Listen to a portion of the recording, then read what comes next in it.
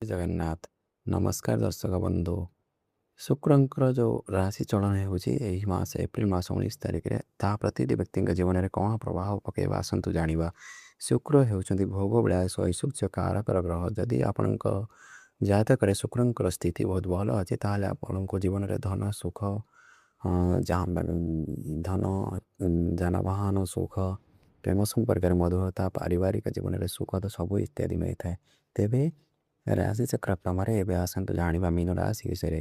ଶୁକ୍ର ଆପଣଙ୍କର ତୃତୀୟରେ ଗୋଚର କରିବେ। ଏହି ଗୋଚର ଆପଣଙ୍କୁ ବହୁତ ଇନକମ୍ ବଢ଼ିବ। ଏହି ଯେଉଁ ଗୋଚରରେ ଆପଣଙ୍କର ଇନକମ୍ର ମାତ୍ରା ବଢ଼ିବ, ଆପଣଙ୍କୁ କ୍ୟାରିୟରରେ ଉନ୍ନତି ହେବ, ଆପଣଙ୍କୁ ଜବ୍ ବି ମିଳିବ। ଏହି ସମୟରେ ଏହି ସମୟରେ କ'ଣ ଆପଣ ବହୁତ ବୁଲାବୁଲିରେ ଅର୍ଥ ଖର୍ଚ୍ଚ କରିପାରନ୍ତି।